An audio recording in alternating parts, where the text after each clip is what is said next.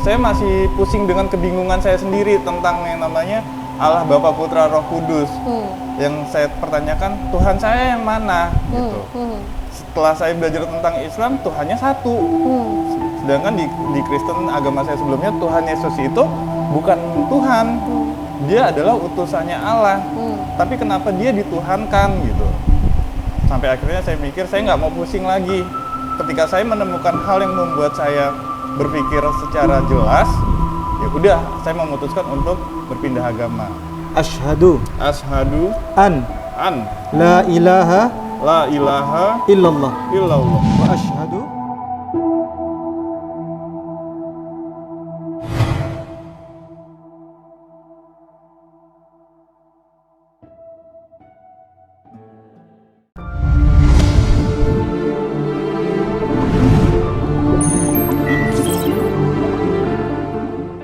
Assalamualaikum warahmatullahi wabarakatuh.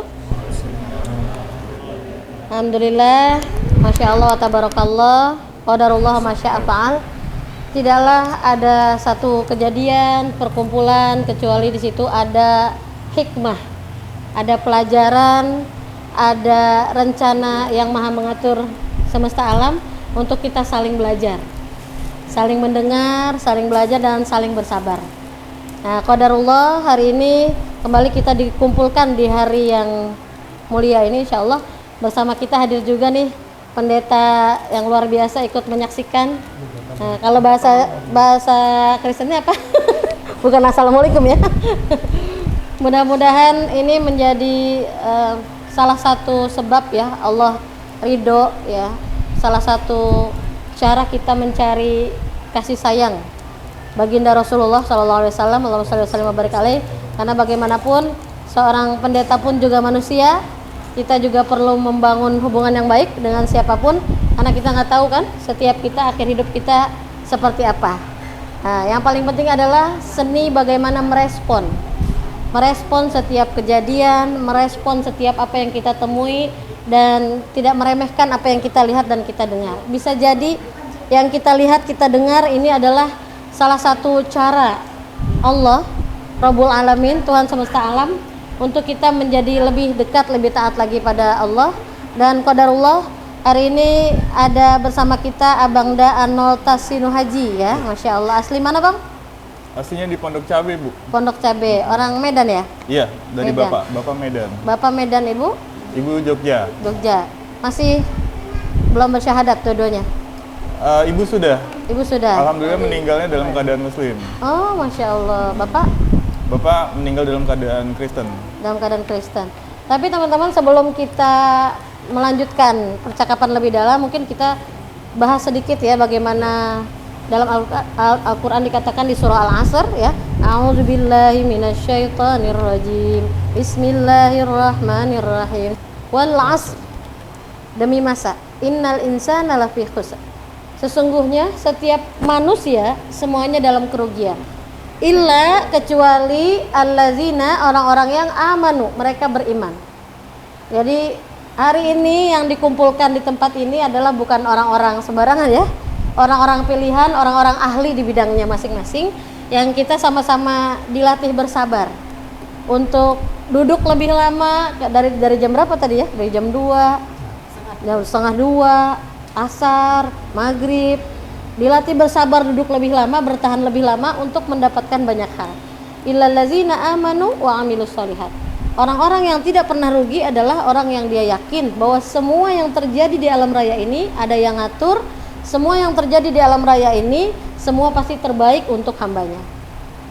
Maka pasti pertemuan kita hari ini ada efek baik ke depannya. Kita nggak tahu rahasia Allah untuk kita semua apa, tapi yang pasti kita belajar untuk bersabar, duduk bersabar lebih lama dengan orang-orang yang sama-sama sedang belajar baik. Illal ladzina amanu wa amilus sholihat, dan berbuat baik. Orang-orang yang tidak pernah rugi dalam surah Al-Asr adalah bukan hanya dia beriman, tapi juga dia mengiringi, membuktikan keimanan dengan senantiasa berbuat baik. Jangan bosan jadi orang baik. Jadi ketika kita sudah beriman, maka sikap selanjutnya adalah nanti Abang Anolta ya, bukan hanya cukup bersyahadat kemudian yakin, tapi sikap selanjutnya adalah bagaimana wujud iman itu bisa dirasakan oleh orang-orang sekitar kita. keramahannya, keikhlasannya, kesyukurannya, kesabarannya, meskipun dengan orang yang berbeda agama dengan kita. Karena bagaimanapun kita semua sama-sama makhluk Allah yang diciptakan, qadarullah diuji dengan agama yang berbeda untuk melihat respon kita. Apakah kita bisa tetap berakhlak baik, merespon baik, atau justru kita merasa lebih baik. Nauzubillahi min dzalik. Itu yang nggak boleh. Jangan sampai kemudian iman kita bertambah, kemudian ada rasa kita lebih baik daripada orang lain, lebih baik daripada orang yang mungkin berbeda agama dari kita, karena kita nggak tahu akhir hidup kita. Jadi jangan pernah salut atau terpesona dengan hidup seseorang selama dia masih hidup, belum final gitu. Tapi lihat akhir hidupnya. Apakah dia akhir hidupnya bersyahadah? Apakah akhir hidupnya banyak yang bersaksi bahwa dia orang yang baik, merasakan efek dari kebaikannya, atau justru orang-orang di sekitarnya tidak merasakan efek kebaikannya? Nah, biasanya orang baik itu ketahuannya kalau udah nggak ada. Kalau udah meninggal baru tuh orang-orang di sekitarnya bersaksi. Saya bersaksi, saya pernah dikasih garam misalnya, saya pernah dikasih apa. Semua orang-orang yang merasakan kebaikannya akan bersaksi.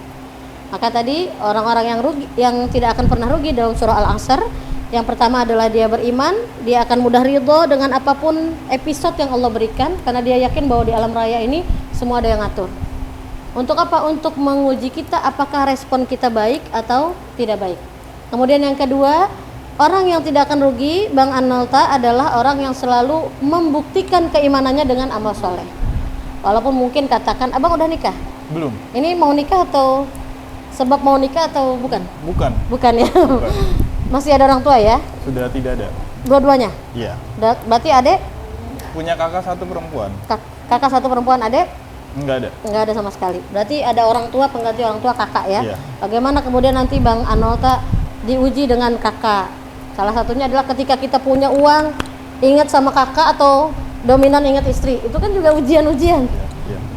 Kita jangan sampai jadi kacang lupa kulit, atau kulit lupa kacang, itu lebih parah lagi ya. Kulit lupa kacang. Bagaimanapun semakin bertambah iman, kemudian kita buktikan dengan tetap merespon baik dan berbuat baik meskipun orang itu tidak berlaku baik pada kita. Illal ladzina amanu wa amilus shalihat wa tawassaw bil haq. Orang yang tidak akan pernah rugi yang selanjutnya di dalam surah Al-Asr adalah orang yang saling menasihati dalam kebenaran, kebaikan, sabar gitu ya. Perintah sabar itu kan sabar, atau misalnya ya udahlah, paham aja, karena puncaknya ilmu itu adalah pengertian. Jadi kalau kita masih egois, masih belum ngertiin orang, itu semua belum menjadi ilmu puncak. Ilmu puncak itu adalah kita bisa lapang dada dan mengerti dengan kebaikan dan kelebihan orang lain. Selanjutnya adalah wa tawassaw bis sabr, dan saling bersabar, saling menasihati dalam kesabaran. Saya ingat banget ya, almarhum mertua saya, qadarullah, saya 15 tahun di rumah mertua, Pondok Mertua Indah. Itu 15 tahun itu mertua laki-laki, bapaknya Mas, bapak suami saya itu selalu bilang, kalau kan namanya ibu-ibu biasanya dominan ya, ibu mertua ya, dominan ngomongnya, ngomelnya gitu ya. Itu bapak mertua saya selalu ngingetin gini, sabar. Cuman itu katanya, sabar. Dan ternyata nasihat sabar itu memang perlu kita dengar gitu. Ketika ada orang yang nasihatin kita sabar, kita otomatis harusnya apa? Bersyukur, masih ada yang ngingetin sabar gitu. Karena kadang-kadang kalau nggak diomongin sabar, kita nggak ada remnya tuh, gas terus, gaspol gitu ya.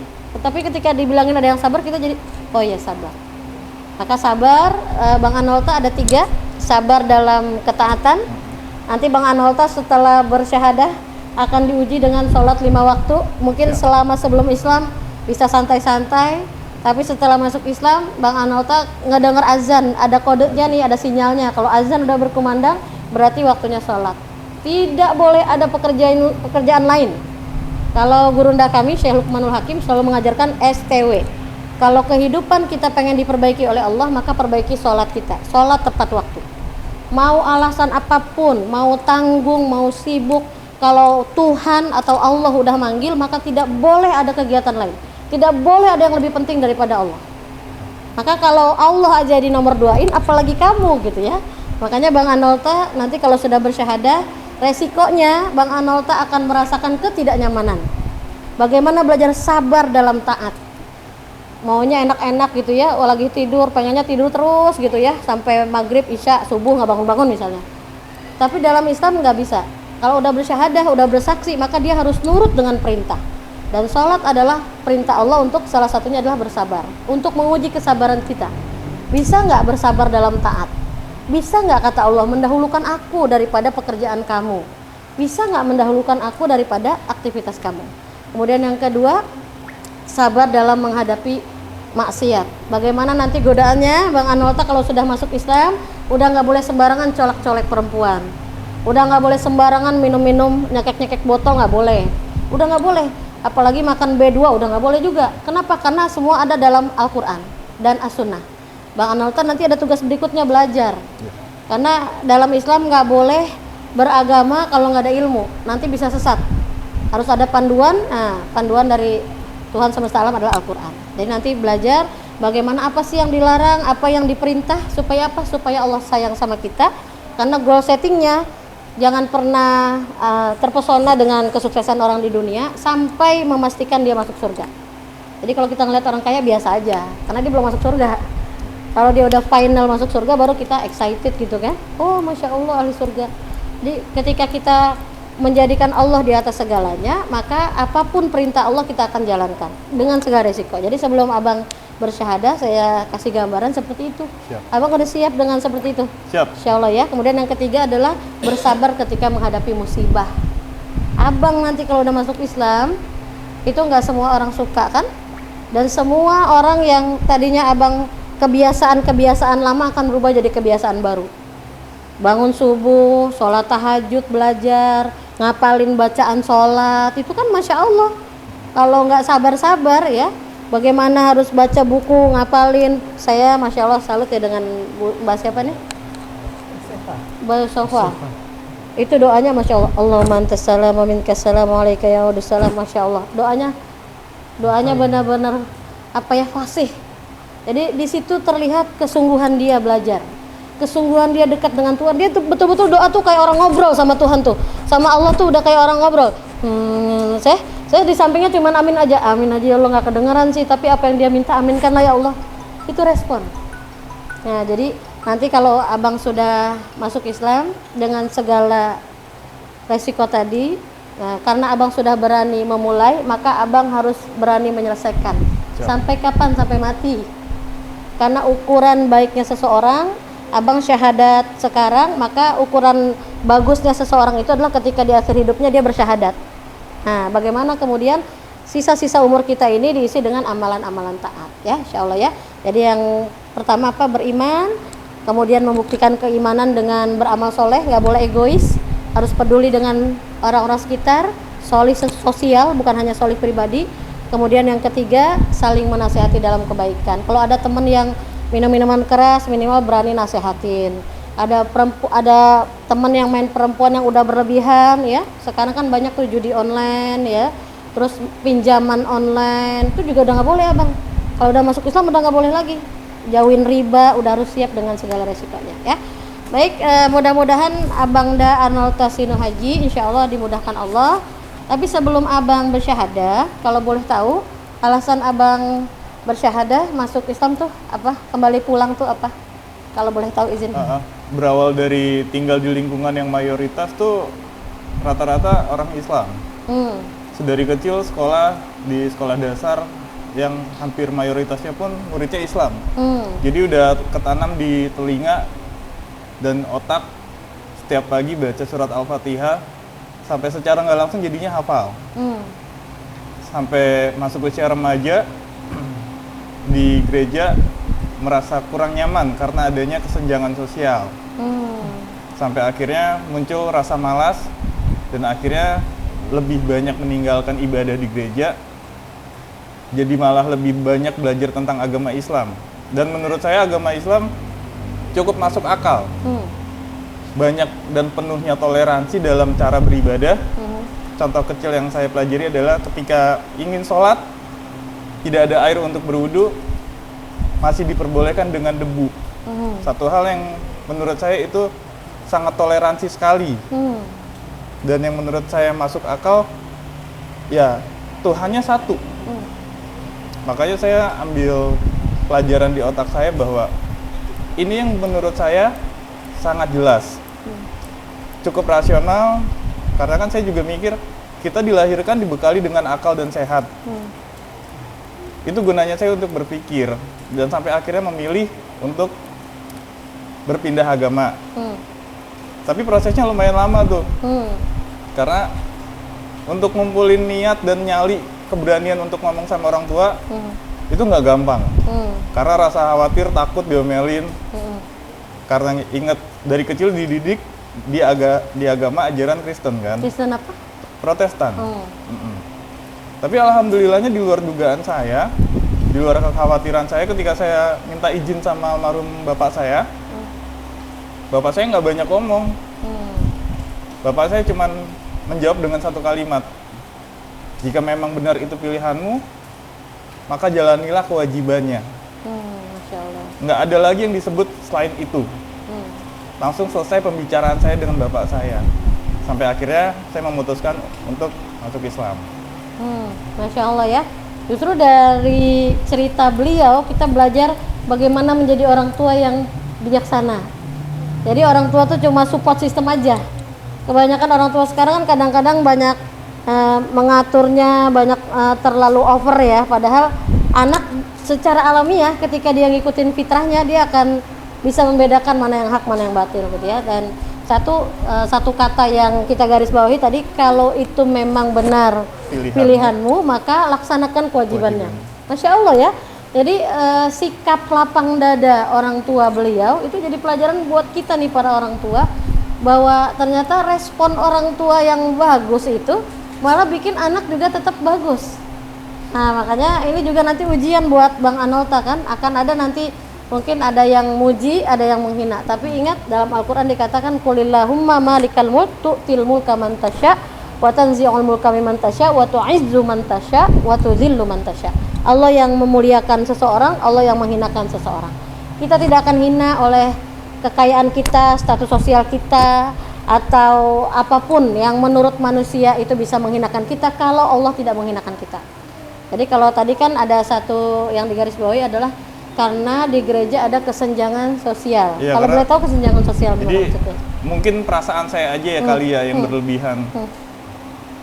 Karena keluarga saya kan keluarga tidak berada, dalam kurung ya kurang lah.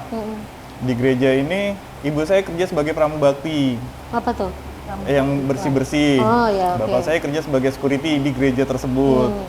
Saya setiap kali sekolah minggu itu, teman saya kan orang kaya semua, pakai mobil. Jadi setiap kali sekolah minggu, saya merasa sendiri gitu.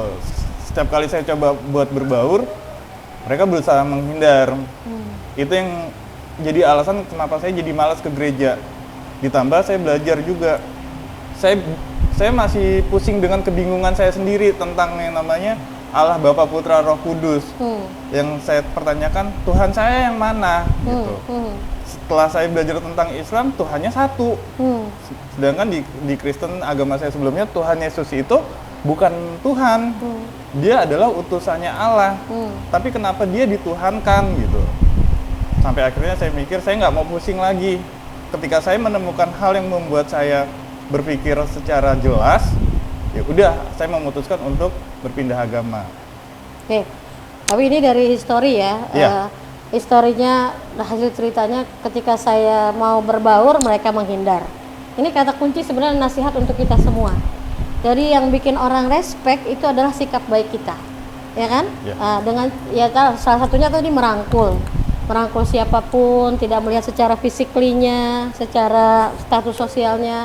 Tapi ini juga akan jadi pemicu juga nanti, karena ini berangkat dari rasa tidak bersahabatnya orang-orang di agama sebelumnya. Mudah-mudahan nanti kalau Anolta melihat orang Islam seperti itu tidak membuat balik lagi ya ke Kristen ya.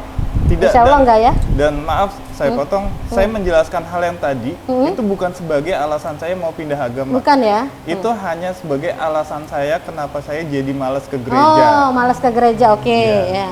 Terus Yang harus digarisbawahi intinya Iya. itu bukan alasan saya pindah agama, tapi alasan saya yang jadi malas Oke. pergi ke gereja. Oke. Mudah-mudahan ini maksudnya jadi pelajaran bahwa ada satu titik ketika bertemu hal yang tidak nyaman itu jadi menjauh ya. Itu kan pengalamannya. Betul. Jadi malas, mudah-mudahan nanti someday kita nggak tahu kan Anulta akan ketemu banyak karakter orang Islam. Ya. Ada yang bersahabat, ada yang nggak bersahabat. Mudah-mudahan tidak menjadi tolak ukur kita bersemangat, akan tetap istiqomah ya. Itu makanya kenapa dalam sholat kita selalu baca ihdinas siratal mustaqim. Itu diulang-ulang. Sholat sunnah baca, sholat wajib baca, tunjukkan kami jalan yang lurus. Jadi ketika Anulta sudah bersandar kepada Allah, insya Allah perlakuan manusia tidak akan mempengaruhi keteguhan kita, ya insya Allah. Baik, ada yang mau ditanyakan Bu Etika, Ustazah, sebelum bersyahadah? Bismillahirrahmanirrahim. Assalamualaikum warahmatullahi wabarakatuh. Waalaikumsalam warahmatullahi wabarakatuh. Tadi saya sudah cukup lama ya berbincang-bincang dengan Anulta ya sebelum ini ya, karena pembekalannya didahulukan sebenarnya biasanya setelah syahadat.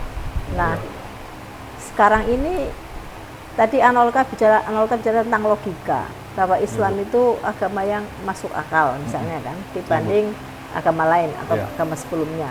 Kira-kira bisa dijelaskan nggak dalam hal apa aja Islam itu logika? Sebagai logika. Yang tadi saya maksud yang seperti tadi saya bilang itu tentang Allahnya cuma satu, Bu. Maha tunggal. Ya. Saya tidak perlu lagi menyembah selain Allah. Oh, gitu. Karena ketika saya di Kristen bedanya itu ada Allah, ada Bapa, Putra dan Roh Kudus. Saya masih belum mengerti itu. Sampai akhirnya saya bingung sendiri, pusing sendiri. Dan saat saya pelajari itu, yang saya tahu Yesus itu adalah ternyata bukan Tuhan. Dia hanya utusan. Sampai saya baca di Alkitab tuh ada di yang Ibu bilang tadi, Yohanes 17 ayat 3, ternyata isinya adalah kesaksian bahwa Allahnya tuh tunggal dan Yesus itu adalah utusannya. Di situ saya berpikir bahwa kenapa Yesus dituhankan. Nah, saya belajar Islamnya adalah ya nggak lain karena Allahnya satu, Bu. Sangat jelas. Karena konsep ketuhanannya jelas ya, Iya. faktor ketuhanannya jelas gitu ya. Saya ambil Jadi intinya final. dulu. Buat saya itu sebagai inti saya kenapa saya memutuskan. Jadi benar apa yang dikatakan Anulta ya, karena ada 3 faktor agama ya. Satu ketuhanan, yang kedua adalah kitab sucinya, ya. Yang ketiga adalah syariat-syariatnya. Ya. Konsep ketuhanan ini paling inti, yang utama dalam setiap agama. Kenapa? Kenapa konsep ketuhanan ini penting? Nomor 1, karena Tuhan ini kan akan kita sembah. Manusia ini beragama untuk apa sih? Mencari yang disembah kan. Nah, pokoknya inti ajaran pokoknya adalah konsep ketuhanan. Ya. Jadi dalam Islam ini sudah jelas Maha Tunggal. Seperti juga dalam Yudaisme Maha Tunggal. Kalau dalam kekristenan kan dia Trinity, 3 yang tunggal. Sama dalam itu juga ada Trimurti, 3 yang satu. Jadi Dewa Wisnu, Brahma, Siwa itu sebenarnya mereka 3 tapi satu. Jadi 3 yang tunggal, bukan Maha Tunggal tapi 3 yang tunggal. Ya.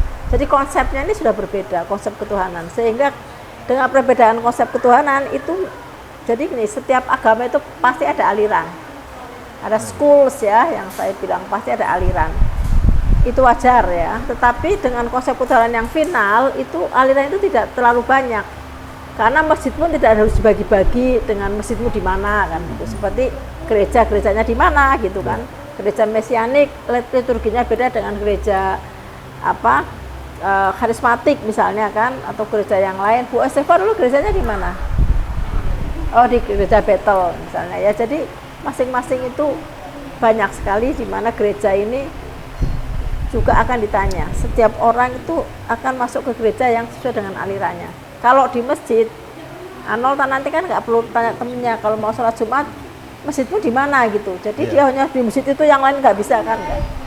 Ya, dan setiap orang Islam yang datang ke masjid mau sholat, ya makmum di mana saja. Kali kita di Turki, kita di Arab, kita di mana yang dibaca sama, kita makmumnya sama, caranya sama. Paling ada yang agak ke atas sedikit cakepnya ya, ada hal-hal yang tidak penting lah. Itulah jelas ya. Final, jadi ibadahnya pun jelas. Jadi kenapa faktor kesucian itu penting? Karena dia menyangkut nanti cara beribadah pada Tuhan. Nah, sehingga dia memikir Tuhan ini harus Maha Tunggal. Kita paham kalau kita bertanya tentang teman saudara kita yang Kristen ya, seperti ini ada. Tapi dia satu, tiga tapi satu, tiga tapi tunggal. Ya tapi kan bukan maha tunggal, beda kan.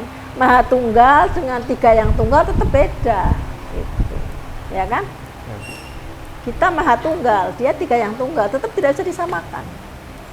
Karena itu Islam itu akan menjadi ada aliran tetap, tapi tidak menjadi agama yang berbeda seperti Katolik dengan Kristen, walaupun sama-sama Tuhannya sama, tapi Katolik dan Kristen itu seolah agama yang berbeda, sehingga orang yang Katolik misalnya teman saya, kenapa kamu pindah ikut suami ke Kristen gitu kan. Jadi kita kan nggak ada nih Islam pindah ikut suami ke Islam, kan Islamnya tetap Islam kan gitu kan. Jadi itu kekuatan dari konsep ketuhanan, karena sangat penting ya konsep ketuhanan ini. Sedangkan dalam teman kita kan memang ada Trinitas. Trinitas ini begini, kalau kita lihat Bang Luga ini ada Trinitas, di mana supaya ini pengetahuan aja ya, Bapa, Putra itu Yesus ya, dan Roh Kudus adalah tiga pribadi, tapi ketiganya satu hakikat. Nah, itu Trinitarian namanya. Ada yang mengatakan bahwa Bapa, Putra, dan Roh Kudus itu bukan tiga yang berbeda, tapi satu jadi Roh Kudus, kemudian menjadi Bapa, jadi satu, bukan tiga yang berbeda. Itu namanya Sabelian atau Jesus only bahasa Indonesia ya, oneness juga ya, untuk menyatakan bahwa ini Esa. Nah ini juga banyak, pendeta Yosua Tewuh salah satu pendetanya. Ada juga yang Unitarian, Yesus hanyalah Mesias ya, tapi Tuhan itu Allah. Yesus adalah Mesias, itu namanya Unitarian. Ada Pak Pendeta Yakobus, ada juga saksi Jehovah. Sekarang yang saksi Jehovah ini adalah salah satu yang mengimani Yesus adalah hanya Mesias, bukan Tuhan. Nah, saksi Jehovah ini mungkin kencang ya, dakwahnya.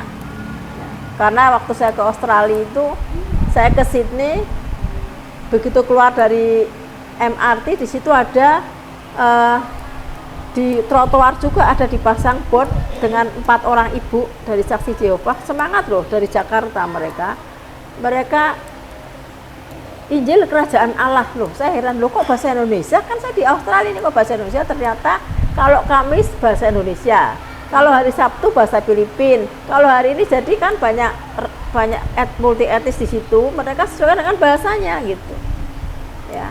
Jadi begitu kenceng dakwah mereka. Sayangnya waktu saya minta untuk dialog nggak bersedia gitu, nggak ada dialog kan. Nah itu perbedaan. Jadi bedakan dengan Islam ya, konsep sebodoh-bodohnya orang Islam misalnya ya, yang nggak ngerti apa-apa, kalau ditanya Tuhanmu siapa? Allah. Nabi Muhammad itu siapa? Nabi gitu. Tidak akan berbeda pendapat.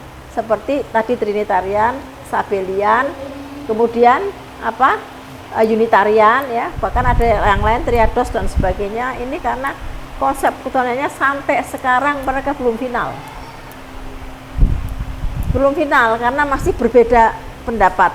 Masih, jadi coba buka di internet kan nanti debat antara Sabelian, Jesus only oneness dengan Trinitarian gitu kan, Unitarian dengan Trinitarian misalnya dan sebagainya. Itu debat masalah konsepnya yang benar yang apa gitu ya. Sementara kita sama Islam kan nggak akan debat Allah Tuhan apa tidak, kan nggak akan begitu ya. Jadi ada schools aliran itu bukan pada yang pokok gitu loh, bukan pada masalah yang inti ya. Yang kedua, kitab suci kita juga sudah jelas ya, Al-Quran ya, yang bisa dihafal banyak orang. Dan yang ketiga tadi ya saya sudah bicarakan, apa yang diperintahkan Al-Quran itu adalah sesuatu yang semua untuk logika, masuk akal ya gitu. Dan mungkin bisa saya, kenapa, pernah bertanya nggak kenapa orang muslim itu harus pakai jilbab, wanita muslimah? Tanpa harus saya bertanya, mungkin saya punya pandangan saya sendiri yang mengartikan bahwa kenapa harus berjilbab, karena mengingat aurat perempuan tidak untuk semua lelaki atau yang bukan pasangannya. Saya berpikirnya seperti itu, Bu. Jadi untuk menjaga, coba bisa dibuka di Matius 5 28, 29. Satu ayat ini terus saya akhiri. Namun aku berkata kepadamu, setiap orang yang memandang perempuan hingga menginginkannya sudah berzina dengan dia di dalam hatinya. Teruskan. Jika matamu yang kanan menyebabkan engkau berbuat dosa, cungkil dan buanglah, karena lebih baik bagimu jika satu dari anggota tubuhmu binasa daripada tubuhmu seutuhnya dicampakkan ke dalam neraka. Ya, jadi salah satu Yesus mengatakan di situ, siapapun lelaki yang, kalau dalam hukum lama kan berzina, sudah melakukan. Kalau bagi Yesus, siapapun laki-laki yang memandang wanita dan menginginkannya, dalam hatinya dia sudah berzina. Maka cungkilah matanya, daripada kalau nggak dicungkil seluruh tubuhnya masuk neraka. Ya kan, sebenarnya laki-laki kan juga harus kita jaga dari pandangan itu kan, ya, supaya kasihan dong laki-laki, namanya laki-laki normal. Kalau wanita pakaiannya seksi misalnya, wah seperti itu kan dia nggak sengaja memandang pun jadi memandang, ya kan, bisa jadi dia menginginkan karena dalam posisi yang begitu seksi kan, nggak menjaga. Jadi dengan menutup aurat sebenarnya tidak hanya untuk kita, tapi kita menjaga orang laki-laki supaya dia tidak tergoda, ya. Jadi kita juga membantu para laki-laki ini gitu loh, ya, daripada nanti kalau kamu karena Yesus mengatakan kamu baru memandang saja itu kamu sudah menginginkan, ya, maka lebih baik cungkilah matamu daripada seluruh tubuhmu masuk neraka. Begitu dahsyatnya berzina, ya. Makanya kita berpakaian, wanita itu berpakaian tertutup supaya menjaga kita dan juga kita membantu mereka para laki-laki untuk tidak tergoda, untuk tidak berdosa, ya, walaupun sengaja atau tidak sengaja kan, itu Islam, ya. Apa prakteknya ada dalam Islam, kami harus menutup aurat. Menutup aurat bukan berarti dengan pakaian ketat terus berkerudung tapi pakaian ketat, bukan, tetap sesuai dengan syariat Islam, ya. Itu saya kira Islam itu begitu, ya, untuk keselamatan siapapun maksud, ya. Saya kira cukup kalau dari saya. Mungkin kalau dalam Islam di surah An-Nur, ya, ayat 31. Jadi kalau penjelasan tentang kenapa harus pakai jilbab di surah An-Nur ayat 31, dikatakan, katakanlah kepada wanita yang beriman, hendaklah mereka menahan pandangannya dan kemaluannya, dan janganlah mereka menampakkan perhiasannya kecuali yang biasa tampak daripadanya, dan hendaklah mereka menutupkan kain kerudung ke dadanya, jangan menampakkan perhiasannya kecuali kepada suami mereka, ayah mereka, ayah suami berarti apa?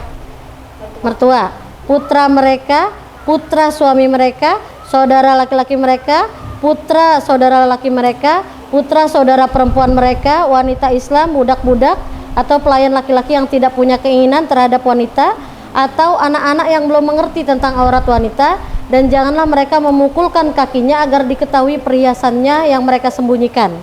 Nah, di sini ya, kalau perempuan kan ada yang disembunyikan auratnya, ya. Bertaubatlah kamu sekalian kepada Allah, hai orang yang beriman, supaya kamu beruntung. Kata terakhirnya, bertaubatlah supaya kamu beruntung.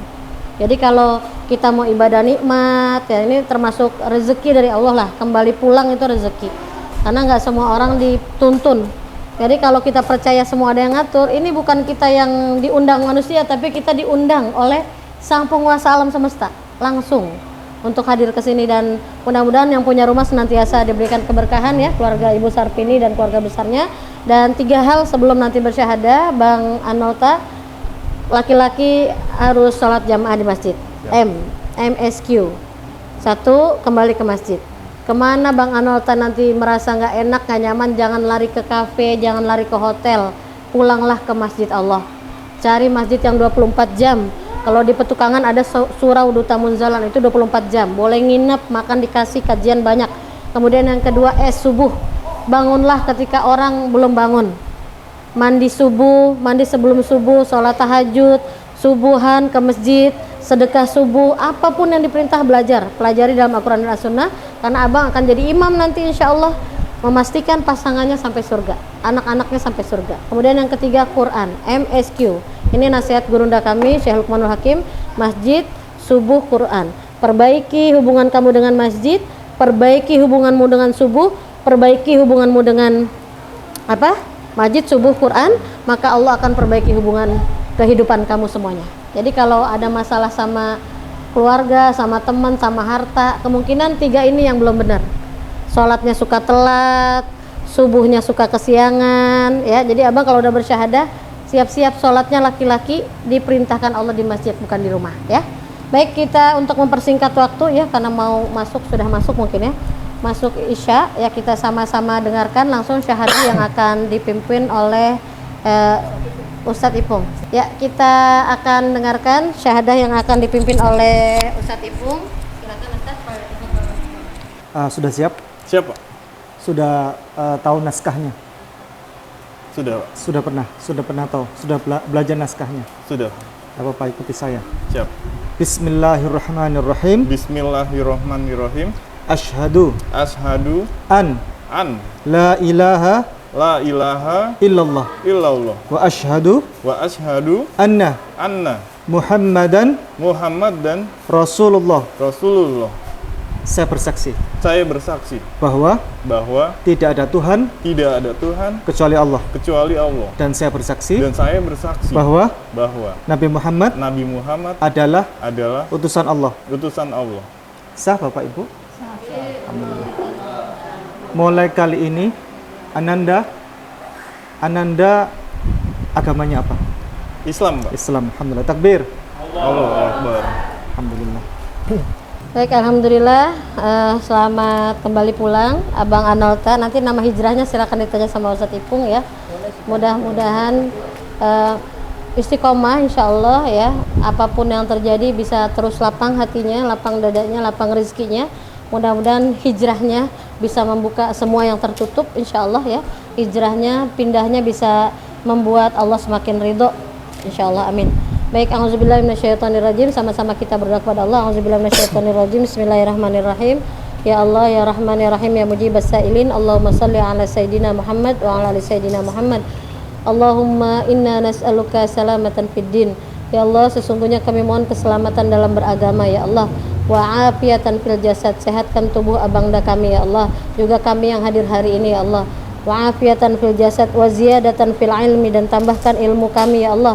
Tambahkan pemahaman abangda kami ya Allah, keislamannya, kecintaannya kepada Allah dan Rasulnya ya Allah, kepada Al-Quran dan As-Sunnah ya Allah ya Rahman ya Rahim. Wa ziyadatan fil ilmi wa barakatan fil rizq, dan mulai hari ini dan seterusnya ya Allah, berkahkan rezekinya ya Allah, mudahkan segala urusannya ya Allah. Wa barakatan fil rizqi wa taubatan qablal maut, dan sempatkan kami semua bertaubat sebelum menghadapi kematian ya Allah. Wa maghfiratan wa rahmatan indal maut, dan berikan kami kasih sayang ketika menghadapi kematian ya Allah. Wa maghfiratan ba'dal maut, dan ampunan sesudah menghadapi kematian ya Allah. Allahumma ya Allah, hawwin alaina fi syakaratil maut. Ya Allah, mudahkan, ringankan kami menghadapi sakaratul maut. Wan najata minan nar, dan selamatkan kami dari siksa api neraka ya Allah. Wal afwa indal hisab, dan ampuni kami ketika kami dihisab ya Allah. Rabbana ya Allah, titip abangda Analta ya Allah, la tuzigh qulubana, jangan kau belokkan hatinya, jangan kau belokkan hati kami ya Allah. Ba'da idh hadaitana, setelah engkau memberikan kami petunjuk ya Allah. Wa hab lana min ladunka rahmah, dan anugerahkan kami kasih sayang dari sisimu ya Allah. Allahumma ya Allah, Rabbi anzilna munzalan mubarakan wa anta khairul munzilin. Tempatkan abang Analta, kami, keturunan kami selama-lamanya sampai hari kiamat ya Allah, di tempat yang penuh keberkahan ya Allah, di tempat yang penuh kebaikan ya Allah, yang di tempat itu kami semakin dekat dan taat padamu ya Allah ya Rahman ya Rahim. Engkaulah sebaik-baik pemberi tempat ya Allah. Siapapun yang hari ini telah berbuat baik, telah hadir menyaksikan ya Allah, semoga kebaikannya bisa menjadi penggugur dosa-dosanya di masa lalu ya Allah, bisa menjadi wasilah pengalir pahala jariah untuk kedua orang tua, mertua, guru-gurunya yang hidup ataupun wafat ya Allah, bisa menjadi wasilah dirinya, keturunannya, selama-lamanya, pasangannya sampai hari kiamat, istiqomah, husnul khatimah, menjadi orang yang paling banyak zakatnya, infaknya, sedekahnya, wakafnya, paling banyak amal rahasianya. Semoga amal kami engkau ridhoi ya Allah, engkau terima ya Allah, bisa membuat senang hati baginda Rasulullah sallallahu alaihi wasallam. Allahumma shalli wa sallim wa barik alaihi.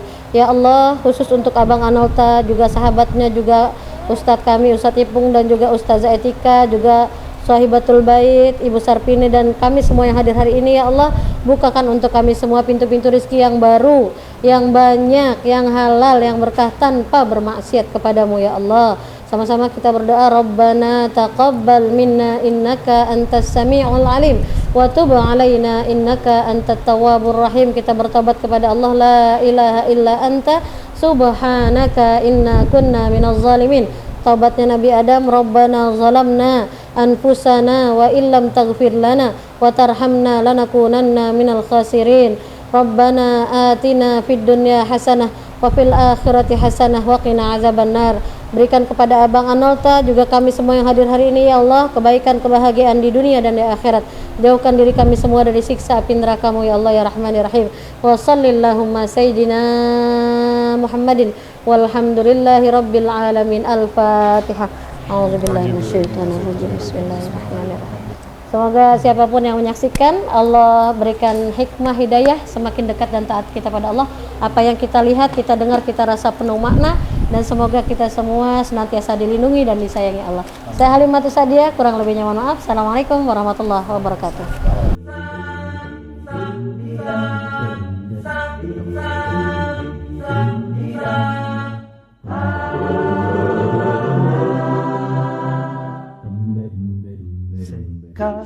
Kayo sukura kara wa subete no mono mo dare ka sukuta ka dare de mo dekinai ke